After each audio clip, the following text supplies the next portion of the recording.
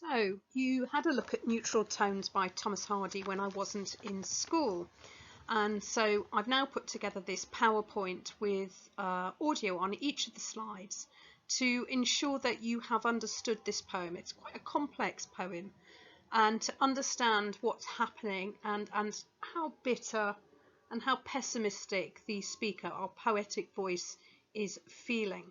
So what you need to be doing is you need to get your anthology in front of you with your highlighters, your pens, your pencils, whatever you need to use. And you need to add to any notes, if you made any, because I did give you some writing tasks, any notes that you've made already in your anthology. So slide by slide, you should be listening to the audio, pausing it, making notes in the anthology, and completing each piece of audio before you move on to the next slide. So the first thing we want to have a look at is the title of the poem itself, Neutral Tones. Neutral tones. So both words, neutral and tones, have two possible meanings. What are they? And what does this mean for the poem? If you haven't done this already, perhaps make a couple of notes. Okay, so how did you do? Well, if you're neutral, it can mean several things. It could mean that you don't support or help either side in a conflict or a disagreement. So, for example, the United Nations might be going into a war-torn country and might be helping out but not taking sides. It could also mean being impartial, so not having a view strongly either way. So, for example, as a Newcastle United fan, when Spurs and Arsenal play, I really don't care. I'm impartial. Who is going to win? And then we have the word tones. We talk about tone and tone of voice, the poetic voice, the voice of the speaker in all of our poems. So the tone can be the general character or attitude of a place, a piece of writing, situation, etc. Okay, it can sum up the mood in poetry. But tones can also be to do with colour, when they harmonise with something. So just think about when maybe people at home are choosing colours for a wall or a room or whatever that might be, or you're trying to put together an outfit and you're trying to make sure that the colours match or they tone, they blend with each other. So what we're looking for is where we see examples of neutrality in the poem, maybe by thought, maybe by actions, and what the tone or the voice of the speaker is in the poem, and the colour palette. And what I mean by that is the language in the poem. There's a lot of references to language, lots of references to colour even.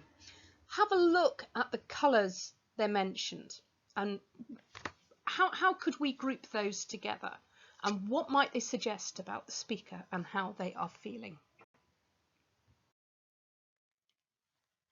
Okay, so I'd like you to have a look at this picture. Why do you think I have chosen it? Why do you think this fits in with the poem Neutral Tones? Have a think about it and then take a minute to click on the link to BBC Bitesize and play the video in which the poem is read.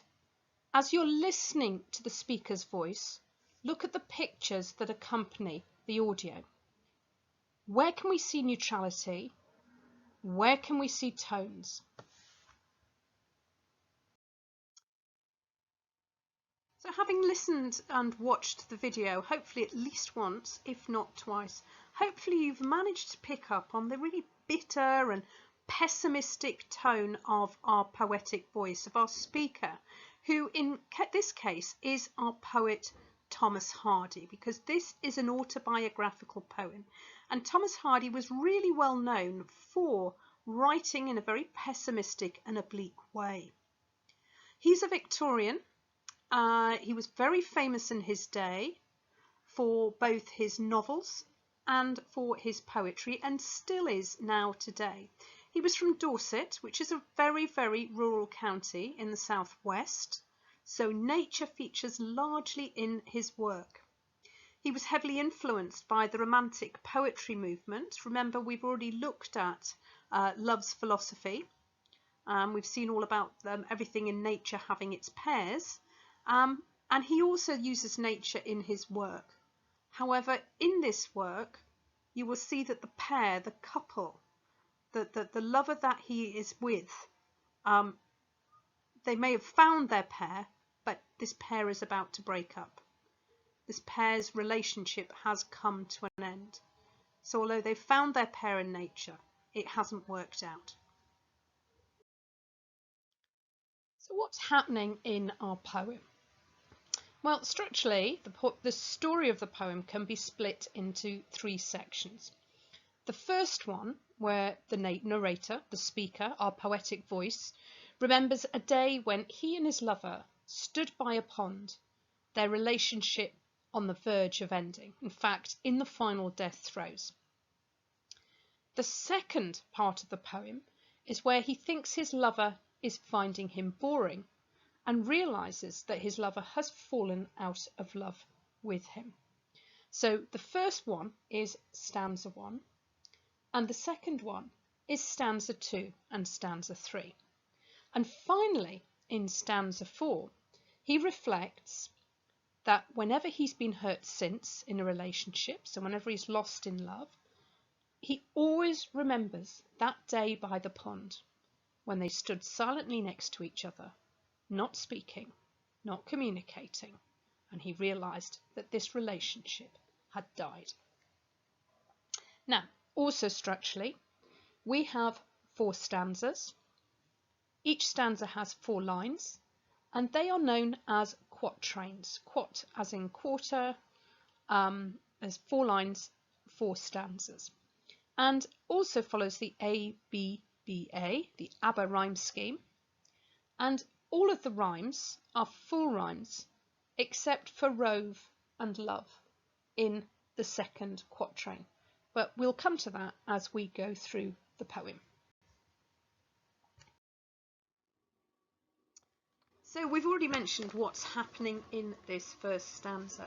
We have the narrator, the poetic voice, our speaker, remembering a day where he and his lover stood by a pond. And we have a real sense that this is an unpleasant time, an unpleasant memory, because this is the death of their relationship, the metaphoric death of their relationship. So we're having a look at how the poet, how Thomas Hardy, who was our speaker, who is our poetic voice, creates the tone of the poem in the first stanza, how he expresses that bitterness and that bleakness and the lack of hope and the death of this relationship. We stood by a pond. So they're together, but there's a lack of movement. They're standing there, motionless. They don't seem to be talking to each other. They don't seem to be communicating to each other. And it's a winter day. Winter, cold, usually we were sort of running around to keep warm. But the coldness of the winter is probably reflecting the coldness of their feelings to each other. So they're standing motionless, it's winter, they're being cold to each other, it's a cold day. And up in the sky, the sun was white. Now usually when we talk about the sun in writing, we're talking about golden yellow, we're talking about warmth, we're talking about happiness, but here the sun is white, which suggests to me that the sun has been drained of warmth. Just like them, once they would have been loving and happy, but all that warmth, all those happy feelings seem to have died, and this is reflected in the image of the sun in the sky as white, as though chidden of God. So the sun's white, as though it's been told off by God. So is the sun in shock?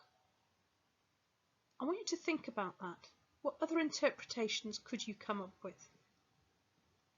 And a few leaves lay on the starving sod.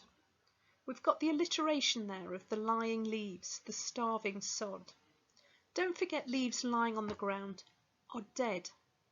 They're also motionless, like the couple at the beginning of this stanza. And they're on a starving sod. The sod is the ground. We have the personification of the ground, of the earth. It's dry. There's been no rain. It's desperate for rain. So it's dry underfoot and therefore described as starving. A bit like their relationship.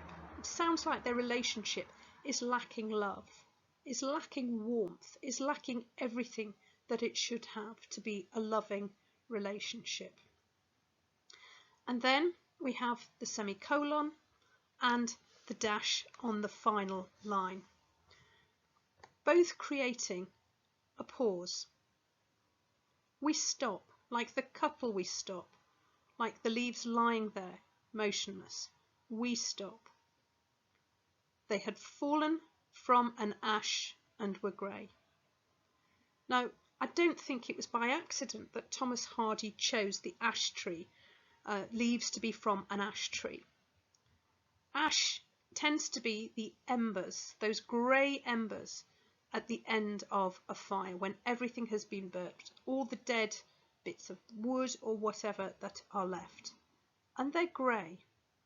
So they're grey in colour. But if somebody is grey, that also means that they're lacking or devoid of emotion. Or they're boring. They're dull.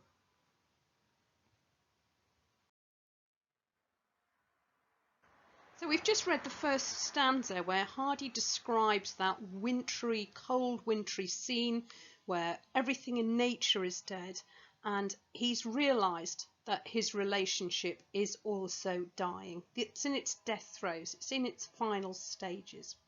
And in stanzas 2 and 3, he's writing about the moments that he realised that his lover wasn't in love with him anymore. Those warm feelings they once had for each other have now died. They've gone, and the lover is ready to move on. Your eyes on me were as eyes that rove. So we've got the repetition of the eyes here. It's a very negative imagery. Eyes that rove are eyes that look elsewhere. They're looking for things that are interesting elsewhere because whatever they're looking at now is dull and is boring. And then we've got the enjambment at the end of that, the eyes that rove over tedious riddles of years ago. It just sounds boring reading it. It sounds boring speaking it aloud. Your eyes on me with eyes that rove over tedious riddles of years ago. Riddles, we've got riddles, words played between us to and fro. We've got some game imagery here, okay? We're not talking about modern gaming. We might be talking about something like Scrabble or whatever games they played back in the Victorian era. But the riddles, playing games could have been fun. But here, the riddles are tedious. They're not just boring, they are tedious. They are really dull.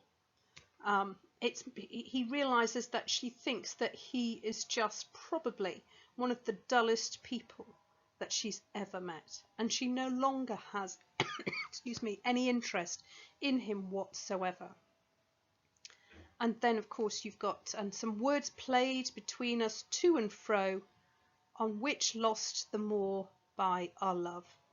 So maybe they had a few words between them. They spoke to each other briefly, but there was no warmth, no love, no interest in them, on which lost the more by our love. So the love is dying, it's on its way out.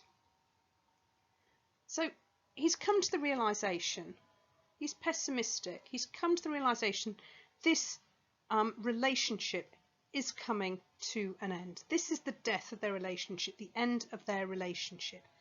But then he gets incredibly bitter, incredibly personal. The smile on your mouth was the deadest thing. You've got the oxymoron there, a smile being dead. Smiles, they're usually sort of active, they're alive, they're bright, they're brilliant. But here it wasn't just dead, it was the deadest, that superlative deadest.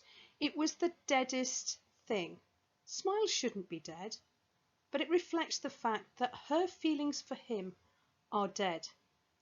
Just about, though they're alive enough to have strength to die.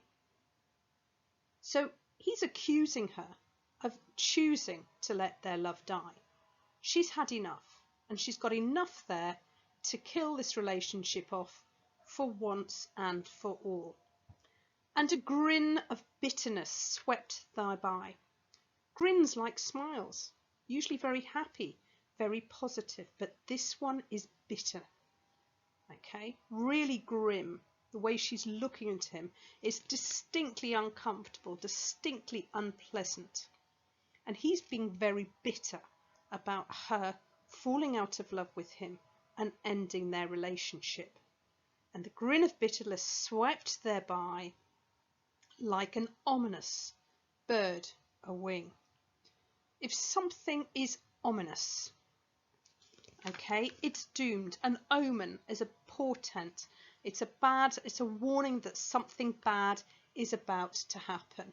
And we've got the images of this bird flying away with their relationship. And then finally at the end of that third stanza we have the ellipsis, which signifies the final end of their relationship, as the was alive enough to have strength to die, and this bird, this omen, has taken it away.